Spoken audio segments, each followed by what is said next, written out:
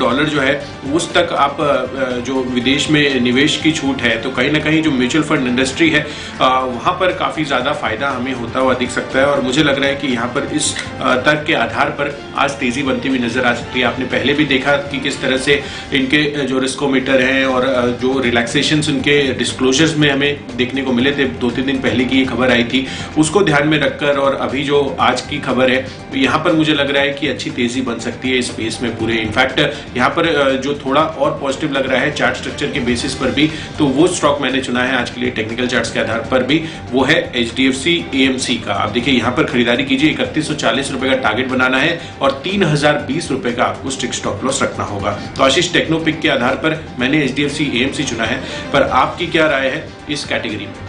कुशल, देखिए टेक्निकली मुझे पसंद आ रहा है क्रॉम्पटन ग्रीव्स कंज्यूमर इलेक्ट्रिकल, जिसका चार्ट का स्ट्रक्चर अगर आप देखें तो बहुत ही शानदार देखने को मिल रहा है। स्टॉक ने हाइज बनाए थे करीब करीब अगर आप देखें तो 450 से ऊपर के, और उसके बाद अगर आप देखें तो स्लोली स्टॉक में करेक्शन देखने को मिला। लेकिन उसके बाद अगर आप देखें तो स्टॉक ने जो है करीब 355 से लेके 370 की रेंज में एक बेस फॉर्मेशन कर लिया है, और यहाँ से अगर आप देखें तो ऐसा लग रहा है कि स्टॉक नीचे नहीं आएगा। लेकिन जिस प्रकार का स्ट्रक्चर है और वॉल्यूम्स के साथ अगर आप देखें तो कल स्टॉक में खरीदारी देखने को मिली है, और कल की जो क्लोजिंग है वो रेजिस्टेंस के ऊपर की क्लोजिंग है, यानी ब्रेकआउट स्टॉक में हो चुका है।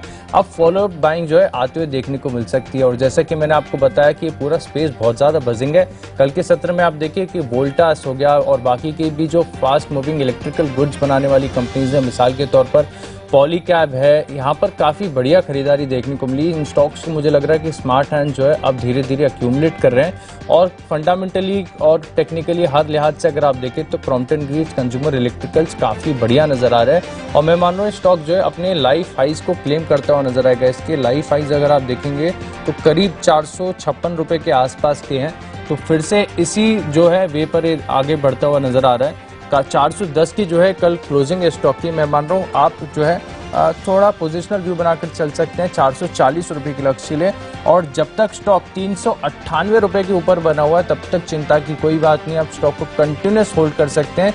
अच्छी तेजी, अच्छे returns Crompton Greaves consumer electricals इस स्टॉक पर आपको देखने को मिल सकते हैं। तो चलिए टेक्नोपिक तो हमने जान ली, अब वक्त है फंडा पिक का। और फंडा पिक में देखिए ऑटो स्टॉक्स मुझे काफ़ी पसंद आ रहे हैं। शो के दौरान मैंने काफ़ी बार जो है आपको मारुति बताया कि यहाँ पर आपको खरीदारी करनी चाहिए। अब मुझे नज़र आ रहा है कि आपको डिलीवरी लेके बैठ जाना चाहिए हीरो मोटोकॉर्प की, क्योंकि यहाँ पर चार्ट का स्ट्रक्चर बहुत ही शानदार है। बहुत बढ़िया तेज़ी इस स्टॉक में देखने को मिल सकती है। अगर आप डेली वीकली दोनों चार्ट्स पर अगर आप देखेंगे तो अच्छे संकेत यहाँ पर देखने को मिल रहे हैं, और मैं मान रहा हूँ कि एक सस्टेनेबल तेज़ी के लिए स्टॉक तैयार हो रहा है। और आप यहाँ पर खरीदारी करेंगे करीब 3250 रुपये की लक्ष्य के लिए। लेकिन यहाँ पर जो है हम एक प्राइस बेस्ड नहीं, टाइम बेस्ड स्टॉप लॉस लगाकर खरीदारी करेंगे। 1 महीने का व्यू देना, अगर 1 महीने में हमारा लक्ष्य हासिल हो जाए तो ठीक, नहीं तो फिर इसको दोबारा रिव्यू करना चाहिए।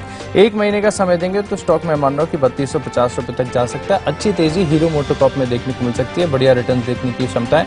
और फंडामेंटल्स तो सभी जानते हैं, इसके बारे में क्या एक्सप्लेन करना है। सबको ही पता है कि दुनिया का सबसे बड़ा 2 व्हीलर उत्पादक है, भारत में हाईएस्ट मार्केट शेयर ये रखते हैं। और जिस प्रकार से अब मानसून की भी जो खबरें आ रही हैं कि अच्छा मानसून हो सकता है, तो इसका भी एक बढ़िया पॉजिटिव इम्पैक्ट कंजम्पशन स्पेस पर देखने को मिल सकता है। तो मेरी तरफ से हीरो मोटोकॉर्प इस स्टॉक पर नजर रखिए। बिल्कुल आशीष, तो हीरो मोटोकॉर्प फंडा पिक के हिसाब से आपको नजर रखनी है। और यहाँ पर इस कैटेगरी में मैंने AMC से जुड़ी हुई एक और कंपनी चुनी है। तो HDFC AMC मैंने आपको टेक्निकल चार्ट्स के आधार पर बताया, बट फंडामेंटली जो लॉन्ग टर्म स्टोरी आप जिस पर कैश इन कर चल सकते हैं वो है CAMS computer age management systems. आप देखिए यहाँ पर कंपनी का ओवरऑल जिस तरह से कारोबार है, आप देखिए म्यूचुअल फंड इंडस्ट्री से जुड़ी हुई कंपनी है, ये म्यूचुअल फंड ट्रांसफर एजेंसी है।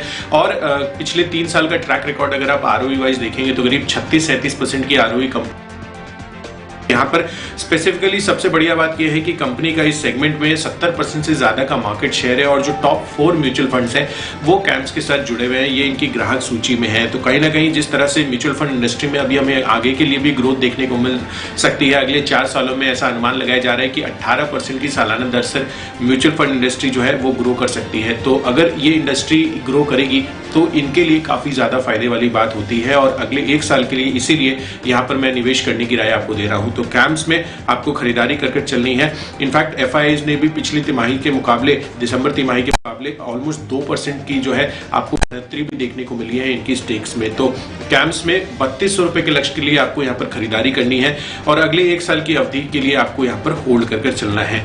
चलिए बढ़ते अपनी अगली कैटेगरी तरफ, जो है इन्वेस्टमेंट पिक। और इन्वेस्टमेंट के लिहाज से कल देखिए मैंने आपको फंडा पिक में प्रेस्टीज एस्टेट्स बताया था, अच्छे नतीजों की उम्मीद थी, 7-8% की तेजी वहां पर हमें देखने को मिली थी कल दिन के दौरान।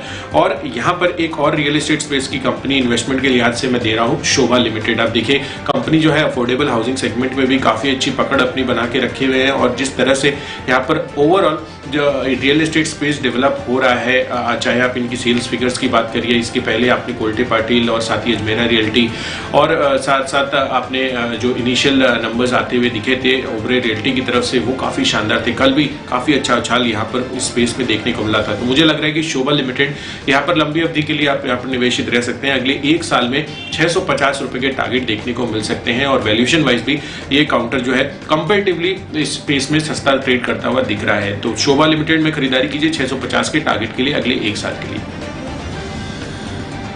तो निवेश के लिहाज से मुझे पसंद आ रहा है स्टॉक, कुशल इसके चार्ट्स में देख रहा हूँ गेल, ये स्टॉक मुझे काफ़ी बढ़िया पसंद आ रहा है और मैं मान रहा हूँ कि निवेश के लिहाज से अगर किसी को सेफ बेट लगना है 2022 के लिए तक, तो मैं मान रहा हूँ कि आपको सरकारी कंपनीज पर फोकस करना चाहिए। यहाँ पर बेहतर वैल्यूएशन देखने को मिल सकते हैं और गेल इस स्टॉक में अगर आप देखें तो अपने नेक्स्ट जोन में जा रहा है। डाविस बॉक्स जो है, निकोलस डाविस की जो थियोरी है उसके अनुसार अगर आप देखें तो अब ये स्टॉक 160 की रेंज को तोड़कर 180 पे चला जाएगा और 180 से ब्रेकआउट हो गया तो करीब 200 रुपए तक के लक्ष्य देखने को मिल सकते हैं। करीब 12 महीने का समय देंगे तो काफी बढ़िया, यानी करीब 25 से 30% के रिटर्न गेल पर देखने को मिलेंगे। हर गिरावट पर इस स्टॉक को आपको अक्यूमुलेट करना चाहिए। तो निवेश के लिहाज से मुझे पसंद आ रहा है गेल, स्टॉक पर नजर रखेंगे।